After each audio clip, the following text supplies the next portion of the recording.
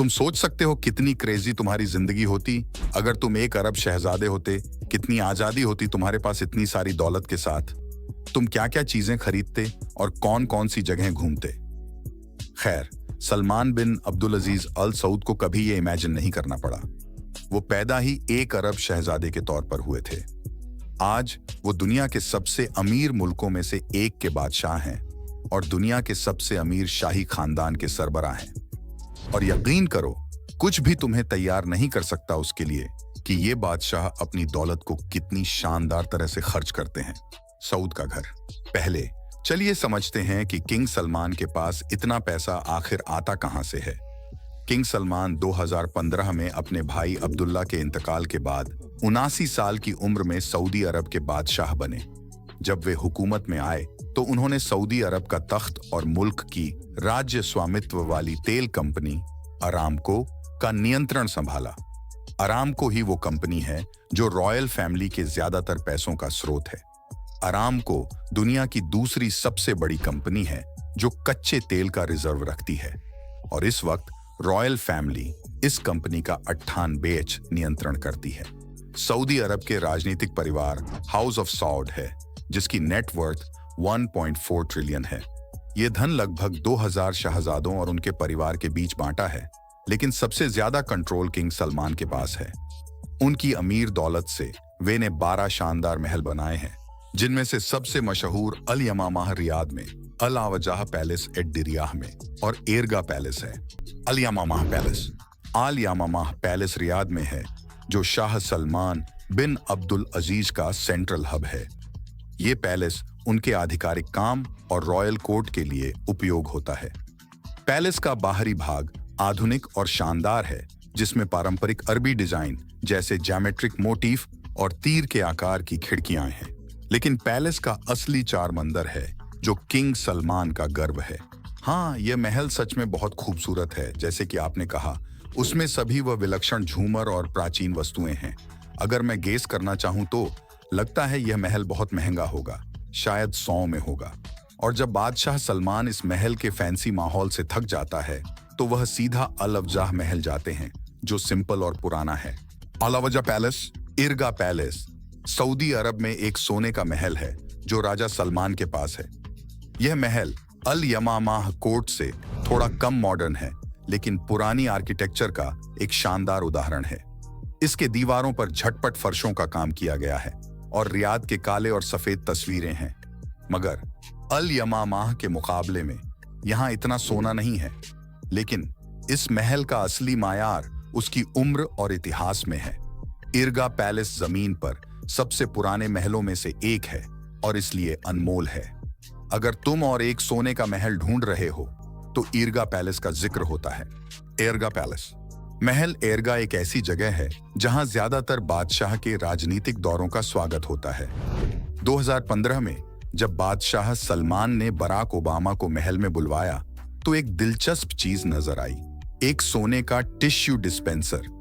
यह दिखाता है कि बादशाह सलमान को सोने से प्यार है। सोचो, अगर टिश्यू डिस्पेंसर ही इतना सोने से सजाया हुआ है तो महल में और क्या क्या सोने से बना होगा। लेकिन यह याद रखो, सोने का महल बनाना अलग बात है, लेकिन सोने के पुर्जे से फौज चढ़ाना और भी बड़ा काम है। किंग सलमान के कई जेट विमान, राजा सलमान के पास और चलते हैं 6 जेट्स। हाँ, 6। इनके अलावा उनके पास एक बहुत बड़ा 747 है, सऊदी रॉयल के लिए खास तौर पर काम करता है। यह रॉयल बोइंग 747 एक कमर्शियल हवाई जहाज है जो राजा के लिए कस्टमाइज किया गया है और एक लेविटेटिंग महल का रूप ले लिया है। ये एक सबसे बड़े पैसेंजर एयरक्राफ्ट में से एक है और 600 से ज्यादा पैसेंजर्स को समा सकता है। रहम कीजिए, ऑफिशियल इंटीरियर्स का कोई वीडियो नहीं है सिक्योरिटी की वजह से, लेकिन खबरें हैं कि यह हर चीज शामिल है, एक ताख्त कमरा से लेकर कॉन्फ्रेंस रूम, बाथरूम्स और सोने से सजा हुआ बेडरूम। एक बोइंग की औसत कॉस्ट $100 मिलियन होती है, लेकिन राजा सलमान के पास 2 हैं, तो हिसाब लगाएं। लेकिन इंतजार कीजिए, याद रखिए कि ये सब कस्टम डिजाइन्ड हैं और उनके अंदर सोने के इंटीरियर्स हैं। और याद रखिए कि बाकी 4 प्लेन्स भी ऐसे ही फीचर्स के हैं। मुझे नहीं बता सकते कि इन 6 जेट्स का मेंटेनेंस कितना होगा, लेकिन अगर मैंने अंदाजा लगाया तो मुझे इतना शॉकिंग नहीं लगेगा अगर सालाना खर्च $3 बिलियन से कम निकला। और फिर भी ये सिर्फ राजा के डिप्लोमेटिक सफरों पर खर्च करता है, जो आपको हैरान कर देगा। वॉशिंगटन की यात्रा। बादशाह ने वॉशिंगटन डीसी की एक राहनुमा से सफर पर गए तो 2014 में उन्होंने शहरी और शानदार फोर सीजन्स होटल के तमाम 222 कमरों को बुक करवा लिया। फिर असली सलमान अंदाज में बादशाह ने होटल का पूरा तामीर करवाया। उन्होंने सब कुछ जो सोना नहीं था, सोने का बनवाया। सोना, मेजे, आईना, लैंप, हैट रैक्स, सब कुछ बदलना था। और ये सारी सोने की चीजें सीधे सऊदी से हवाई जहाजों पर आए। कुछ चीजें इतनी इंपॉर्टेंट होती हैं कि उनका मोल नहीं चुकाया जा सकता, और ये उनमें से एक है।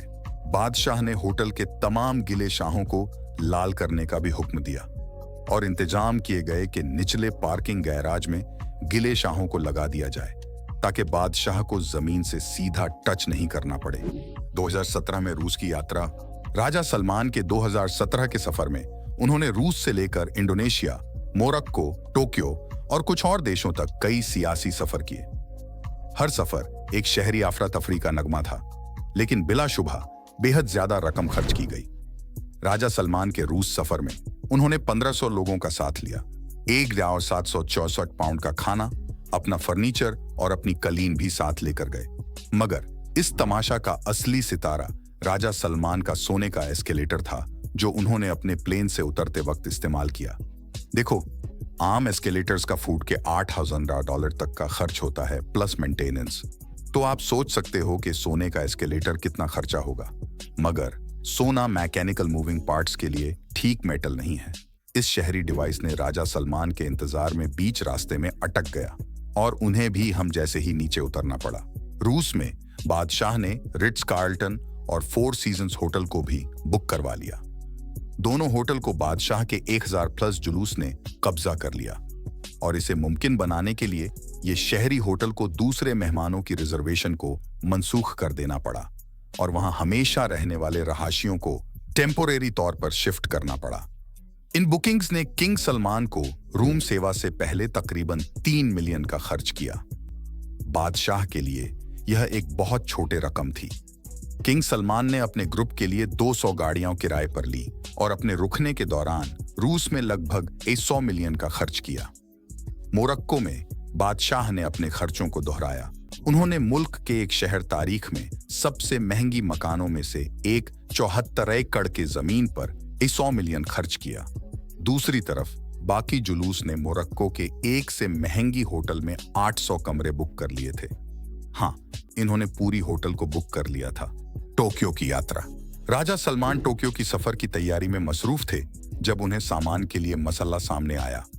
इसलिए बादशाह ने रॉयल नीदरलैंड्स एयर फोर्स का 14 मिलियन का लॉकहीड C-23 हरक्यूल्स विमान किराए पर लिया। ये फौजी हवाई जहाज असल में टैंक और दूसरे भारी माल को लंबी दूरी तक ले जाने के लिए तैयार किया गया था, मगर बादशाह ने इसे 2 मर्सिडीज बेंज S-600 और अपने सामान को ले जाने के लिए इस्तेमाल किया, जो उनके टोक्यो में रहने के दौरान उनकी रस्मी गाड़ियों के तौर पर काम आई। फिर उन्होंने टोक्यो के बेहतरीन होटलों में से 1200 कमरे बुक करवाए अपनी टीम के लिए और सबको घूमने फिरने के लिए 500 और लिमोजीन करवाई। बाद में फ्रांस में बादशाह ने यही रूटीन दोहराया। इंडोनेशिया की यात्रा।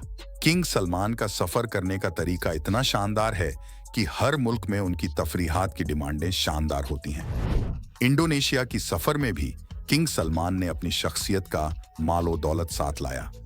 506 टन की शख्सियत का माल साथ लेकर वह इंडोनेशिया पहुंच गए और इस सफर में उनका पहला मकाम था 36 फ्लाइट्स के जरिए। इन फ्लाइट्स में उनके साथ 100 बॉडीगार्ड्स, 25 शाहजादे और 10 वजीरों के साथ कम से कम 1500 और लोग भी थे। इन सभी लोगों की जमा नेट वर्थ करोड़ों डॉलर में थी। उनके साथियों का इतना ज्यादा पैसा खास तौर पर किंग सलमान के फरमाइशात के लिए बेहद भारी था। मिसाल के लिए मस्जिद में अपने लिए एक खास टॉयलेट बनाना, यह भी शामिल था। शायद यह सोने से सजा होगा, जैसे कि उनकी दूसरी फरमाइशातें। इतने ज्यादा फरमाइशात की वजह से किंग सलमान की मालूमात के मुताबिक उनकी मालो दौलत को लेकर उस हवाई मालूमात की कंपनी को लगभग 572 मजदूरों की जरूरत पड़ी। अब आप सोच रहे होंगे कि किंग सलमान इतने ज्यादा लोगों के साथ सफर क्यों करते हैं। जवाब है, ये सब उनकी शानदार शख्सियत और उनके फरमानबरदार मुल्कों में अपनी कुदरती शान को साफ करने का एक हिस्सा है।